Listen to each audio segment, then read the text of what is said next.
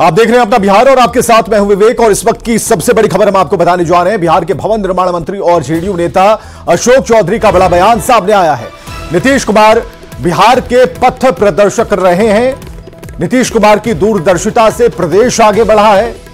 जहां तक नौकरी का सवाल है, रोजगार का सवाल है, गठबंधन किसी का भी रहता है, नीतियों का निर्धारण और उसे जमीन पर उतारने का काम नीतीश कुमार के नेतृत्व में ही किया जाता है। यह अशोक चौधरी का बयान है।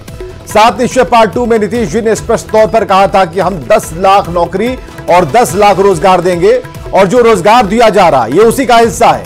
हमारे साथ जो भी आते हैं उन्हें नीतीश कुमार के पदचिन्हों पर ही चलना पड़ता है। निर्णय करने का काम, धन उपलब्ध करने का काम समेत बाकी काम भी नीतीश जी ही करते हैं, इसमें कोई बहस नहीं है। और फिर उन्होंने कहा अशोक चौधरी ने कि आरजेडी के नेता क्या कहते हैं इससे कोई फर्क नहीं पड़ता। नीतीश कुमार इस प्रदेश के पथ प्रदर्शक रहे हैं और उनकी दूरदर्शिता से ही ये प्रदेश 18 साल में आगे बढ़ा है।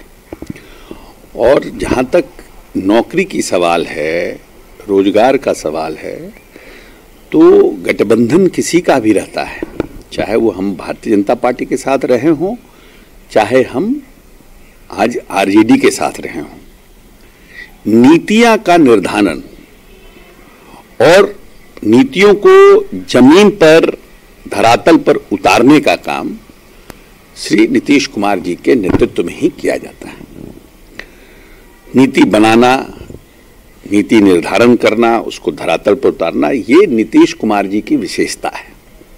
और यही कारण है कि बहुत सी ऐसी योजनाओं को भारत सरकार ने भी अंगीकार किया और दूसरे राज्यों ने भी अंगीकार किया।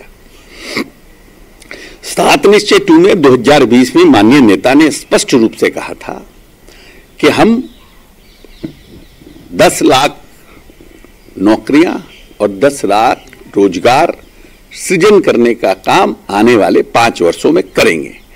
और ये माननीय नेताओं का युवाओं के लिए जो कार्यक्रम है 7 निश्चय 2 का, उसका ये पार्ट है। तो इसलिए ये कहना कि कोई कुछ बोल दे, बहुत से लोग फेक न्यूज में चलाते हैं ना।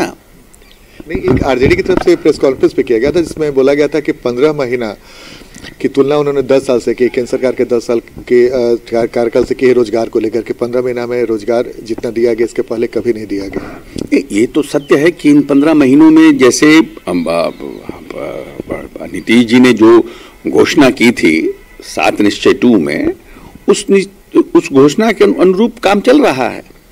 और हमारे साथ जो भी आते हैं वो नीतीश जी के पदचिन्हों पर ही उनको चलना पड़ता है, क्योंकि निर्णय, नीतिगत निर्णय करने का काम, उसके लिए बजट का प्रोविजन करने का काम, धन की व्यवस्था करने का काम, ये माननीय नेता का ही सोच है और माननीय नेता की दूरदर्शिता है। इसलिए उसमें बहस है, बहस का तो कोई मामला नहीं है। या तो 7 निश्चय हम लोगों ने भी फैलाया, 7 निश्चय 1 भारतीय जनता पार्टी ने उसको फॉलो किया। कोई 7 निश्चय हमारा बदल गया ऐसा तो है नहीं कि भारतीय जनता पार्टी के आने के बाद। और हम लोगों ने 7 निश्चय 2 की घोषणा की, वो भी 7 निश्चय 2 का पार्ट है, नौकरियां, रोजगार। तो ये यानी कि 7 निश्चय पार्ट 2 आप लोगों ने 2020 में जो उसमें अपना रखा था कि भाई हम रोजगार देंगे, तो उस समय तो एनडीए की सरकार थी। हाँ, तो हम तो कह रहे हैं कि नीति निर्धारण, उसकी नीतियों की अवधारणा करना, उसको धरातल पर उतारना, ये नीतीश कुमार के नेतृत्व की विशेषता है। लेकिन 15 महीने के बारे में आरजेडी ने कहा कि तो हमको हमारा आरजेडी क्या कह रही है, आरजेडी के लोग क्या कर रहे हैं, उससे हमको नहीं। हम अपने नेता के बारे में जो हमारी घोषणा थी हम वो याद दिला रहे हैं। यानी कि कोई भी आपके सहयोगी है उनको नीतीश कुमार के पीछे ही चलना है, जो अपना बनाते हैं रोड मैप बिहार के विकास के लिए, उन्हीं पर चलना है। रोड मैप जो हम बनाते हैं, नीतीश जी बनाते हैं उस रोड मैप, क्योंकि नीतीश जी एक सीजन पॉलिटिशियन है और बिहार के विकास के लिए जो उनकी सोच है, 21वीं सदी का बिहार का जो सपना देखा है, उस सपने को पूरा करने के लिए जोर शोर से लगे हुए हैं। हम के राष्ट्रीय अध्यक्ष संतोष कुमार सुमन ने नीतीश कुमार की वापसी की अटकलों पर कहा कि नीतीश जी आते हैं तो हमें कोई दिक्कत नहीं है, ये हमारा नहीं बीजेपी का विषय है। हम लोग अपनी तैयारी कर रहे हैं। बिहार की 40 की 40 सीट एनडीए की झोली में आए, इसकी तैयारी कर रहे हैं। वहीं दिल्ली में चिराग पासवान, उपेंद्र कुशवाहा और जीतन राम मांझी की मुलाकात पर कहा कि पटना के दही चूड़ा भोज में मिले थे तो उसमें तय हुआ था कि शाम में हम लोग दिल्ली में मिलेंगे।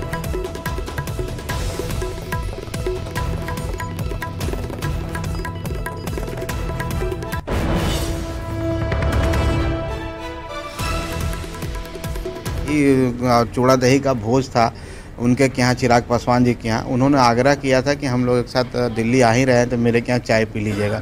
इसके अलावा इसमें कोई राजनीति नहीं है। हम लोग अपनी तैयारी कर रहे हैं और एनडीए के बिहार में 40 से 40 सीट हम कैसे जितवा पाएँ, कैसे दें माननीय हमारे प्रधानमंत्री जी को, आदरणीय मोदी जी के झोली में, इसकी तैयारी हम लोग कर रहे हैं। सब मिल के हम लोग तैयारी कर रहे हैं, कोई विवाद नहीं इसमें। अब देखिए, आएंगे कि नहीं आएंगे हम लोग का विषय नहीं है, भारतीय जनता पार्टी का विषय है। अगर वो समझती है कि नीतीश जी को आना चाहिए, नीतीश जी अगर आने के लिए तैयार हैं तो हम लोग को इसमें कोई दिक्कत नहीं। और सियासी गलियारे से बड़ी खबर है, चिराग पासवान, उपेंद्र कुशवाहा और जीतन राम मांझी की मुलाकात हुई है। दिल्ली में चिराग पासवान के आवास पर इन तीनों नेताओं ने मुलाकात की और एक साथ डिनर किया है। बिहार की राजनीतिक स्थिति को देखते हुए काफी महत्वपूर्ण बैठक इसे माना जा रहा है। नीतीश कुमार को लेकर अटकलों के बीच यह बैठक हुई है और बीजेपी के बिहार के 3 सहयोगी दलों के शीर्ष नेताओं की यह बैठक काफी अहम है। सूत्रों के मुताबिक डिनर पॉलिटिक्स में बिहार में हो रहे राजनीतिक घटनाक्रम पर तीनों नेताओं ने आपसी समन्वय बनाकर चलने की बात कही है। 2 दिवसीय दौरे पर लखीसराय पहुंचे सांसद ललन सिंह ने केंद्र सरकार पर निशाना साधा, साथ ही महागठबंधन को एकजुट बताते हुए जल्द सीट शेयरिंग का दावा किया। ललन सिंह ने बीजेपी पर मुख्य मुद्दे को छोड़कर श्रीराम का नाम लेने का आरोप लगाया है। उन्होंने कहा है कि मंदिर से वोट का क्या लेना देना, जो लोग काम नहीं करते हैं वो मंदिर का नाम लेकर मुख्य मुद्दों से ध्यान भटका रहे हैं। सरकार का काम विकास करना है, ना कि मंदिर बनवाना। सरकार बनती है मंदिर बनवाने के लिए कि केंद्र की सरकार बनी है जनता की समस्याओं से जूझने के लिए, और जनता की समस्या है आज महंगाई, आज है बेरोजगारी, आज है देश की अर्थव्यवस्था। तो उस पर ना जनता को बताइए कि रोजगार का जो वादा आपने किया कितना रोजगार दिया, महंगाई को नियंत्रित करने के लिए आप क्या कर रहे हैं, क्योंकि आप तो वोट मांगने जा रहे हैं ना। फिर 5 साल के लिए आप शासन करेंगे, तो 5 साल के लिए शासन करने के लिए जनता से रोजगार, महंगाई, इन सब चीजों पर ना बात करनी चाहिए कि हमने ये किया और आगे हम ये करेंगे। और पिछले दिनों आरजेडी विधायक भाई वीरेंद्र ने कहा था कि लालू प्रसाद के आशीर्वाद से नीतीश कुमार मुख्यमंत्री बने हुए हैं, जिस पर आरजेडी विधायक गोपाल मंडल ने कहा कि लालू प्रसाद नीतीश कुमार के बड़े भाई हैं, इसमें कहां शक है। और 2 बड़े लोगों के बीच में भाई वीरेंद्र या फिर मुझे जैसे छोटे लोगों को नहीं बोलना चाहिए। और लालू जी की कृपा क्या रहेगा, लालू जी ही नेता थे ना, उनके साथ रामविलास पासवान, उनके साथ शरद यादव, उनको बनाने में नीतीश कुमार जी, सब तो उसी के साथ थे। बड़ा भाई तो वो है ही, इसमें तो कृपा का क्या बात है। छोटा भाई को तो हर वक्त बड़ा भाई आशीर्वाद देंगे, इसमें वीरेंद्र भाई क्या बोलेंगे लबर लबर, इसका तो कोई जरूरत नहीं है। और बड़े लोगों के बीच में छोटे लोगों को नहीं पड़ना चाहिए। है लालू यादव नीतीश कुमार की बात, अब हम उसमें भड़ड़ भड़ड़ करे, भाई वीरेंद्र भड़बड़ करे, ये तो गलत बात है।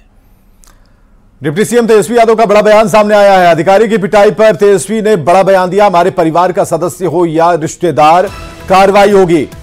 अभी आप लोगों ने तेजस्वी को जाना नहीं है, खुद तेजस्वी ने कहा, मैंने खुद फोन कर जांच के बाद कार्रवाई करने को कहा है और जानकारी मिलते ही अधिकारी से बात की और कार्रवाई का आदेश दे दिया है। कोई भी दोषी होगा कठोर से कठोर कार्रवाई की जाएगी। अधिकारी की पिटाई करने के मामले में तेजस्वी ने यह बड़ी बात कही है। आप एक बात समझ लीजिए कि कल ही हमारे संज्ञान में यह मामला आया और खुद ही मैंने एसएसपी को फोन करके बोला कि सख्त से सख्त कार्रवाई होनी चाहिए, जो भी दोषी है उसको सजा मिलनी चाहिए और उस पर कार्रवाई होनी चाहिए। एक बात समझ लीजिए, जो भी चीजें जो आ रही है आप लोग समझ लीजिए, चाहे कोई भी हो, कोई भी बख्शा नहीं चाहेगा, चाहे हमारे परिवार का हो या कोई रिश्तेदार हो, जो गलती करेगा उस पर कार्रवाई होगी। और पटना के रूपसपुर में अधिकारी की पिटाई मामले में बड़े राजनीतिक परिवार के रिश्तेदार का नाम सामने आने के बाद इस पर सियासत शुरू हो गई है। केंद्रीय गृह राज्य मंत्री नित्यानंद राय ने फिर से गुंडाराज की बात कही। वहीं बिहार बीजेपी के प्रदेश अध्यक्ष सम्राट चौधरी ने तीखी टिप्पणी करते हुए कहा कि पूरी सरकार ही गुंडा चल रही है। और नेता प्रतिपक्ष विजय सिन्हा ने कहा कि जंगल राज से लड़ रहे थे, अब गुंडाराज से भी लड़ेंगे। गुंडाराज आ गया है, पूरा गुंडागर्दी है, पूरी सरकार ही अपराधी चला रही है। और अब तो लालू प्रसाद जी का परिवार सामने से पदाधिकारियों को पीटने का काम कर रहा है। लालू जी का पोता एक तरह से पदाधिकारी को पीटेगा, गुंडागर्दी करेगा।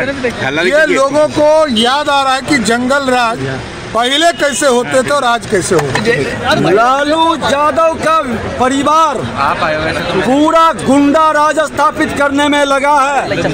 पहले उसका भतीजा नागेंद्र यादव पूरा रंगदारी तहसीलता था, गुंडा राज स्थापित करता था।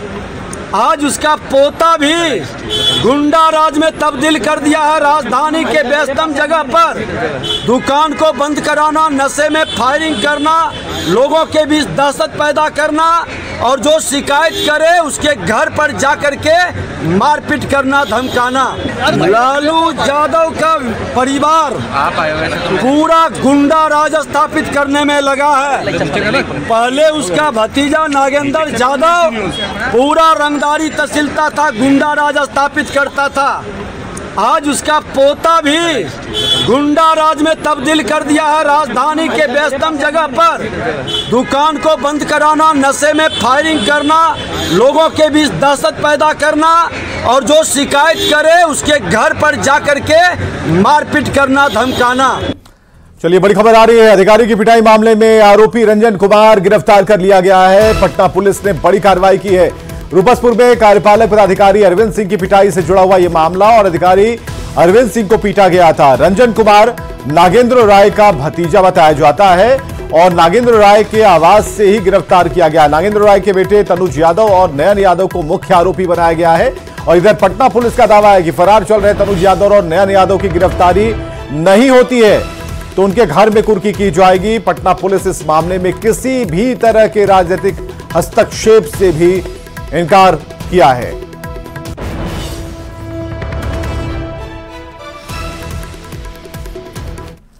और छपरा से खबर, जहां पर लग्जरी कार से बकरी की चोरी की गई। जी हां, छपरा मशरक SH 90 पर लोगों ने पकड़ा है गाड़ी को और लग्जरी गाड़ी में 24 बकरियां मिली हैं।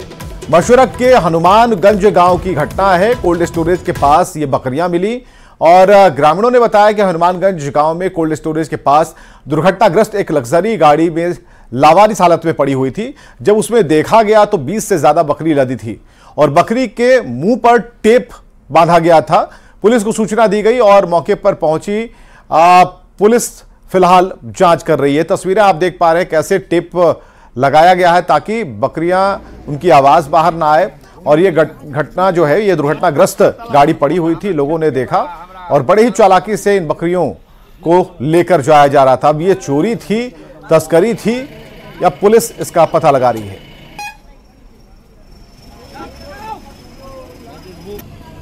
कि खांसी चोर खांसी को चुरा कर ले जा रहा था लोग और सभी खांसी के मुंह के ऊपर टेप लगाया हुआ है जिससे उस सबका आवाज़ नहीं निकले। और चोरों के पास गाड़ी में ताला से लेकर तोड़ने वाला से लेकर जो भी है सामान तोड़ फाड़ करने वाला टोटल औजार है गाड़ी में। और ये मशरक छपरा मेन रोड होते हुए मशरक महाराणा चौक होते हुए जा रहा था लोग छपरा की तरफ। तब तक गाड़ी का 16 नंबर वार्ड में कोल्ड स्टोर के पास, कमला कोल्ड स्टोर के पास में गाड़ी एक्सीडेंट हो गया है। इसी वजह से गाड़ी और खांसी के साथ में पकड़ा गया, जिसकी वजह से रोहिणी आयोग की रिपोर्ट को सार्वजनिक करने की मांग एक बार फिर से जेडीयू, आरजेडी और कांग्रेस ने एक सुर में उठाया है। जेडीयू की केंद्र सरकार से यह मांग की है कि जननायक कर्पूरी ठाकुर की जनशताब्दी समारोह से पहले रोहिणी आयोग की सार्वजनिक रिपोर्ट कर दी जाए ताकि उस रिपोर्ट के मुताबिक पिछड़ा, अति पिछड़ा वर्ग के लोगों को सामाजिक न्याय मिल पाए। इधर आरजेडी और कांग्रेस ने भी केंद्र सरकार से रोहिणी आयोग की रिपोर्ट को सार्वजनिक करने की मांग की है। इधर इन लोगों की मांग पर बीजेपी ने कहा कि रोहिणी आयोग का गठन हमारी ही सरकार ने वर्ष 2017 में किया था। इस पर सर्वे भी हुआ और रिपोर्ट भी आई। फिलहाल रिपोर्ट का एनालिसिस किया जा रहा है, समय आने पर रिपोर्ट जारी की जाएगी। बिल्कुल नहीं होना चाहिए कि भावनाओं के आधार पर अपनी राजनीतिक स्वार्थ सिद्धि की जाए। लेकिन मोदी सरकार, केंद्र की सरकार लगातार इसी दिशा में प्रयासरत रही है और अभी भी है। वो मैं ऐसा इसलिए कह रही हूं कि अभी हाल के दिनों में रोहिणी आयोग जो रहा, जिसने अपने रिपोर्ट को सबमिट किया अध्ययन के उपरांत। और दिल्ली से बड़ी खबर है, सूत्रों के हवाले से 22 जनवरी को अपने घरों में दिए जलाने की पीएम मोदी ने सभी मंत्रियों से अपील की है और पीएम ने सभी मंत्रियों से प्राण प्रतिष्ठा के मौके पर गरीबों को खाना खिलाने को कहा है। इस मौके पर दिवाली जैसा जश्न मनाना होगा। 22 तारीख के बाद सभी मंत्री व्यक्तिगत रुचि लें और अपने क्षेत्र के लोगों को दर्शन के लिए अयोध्या भेजने में व्यक्तिगत रूप से शामिल हों। ये खबर छनकर आ रही है।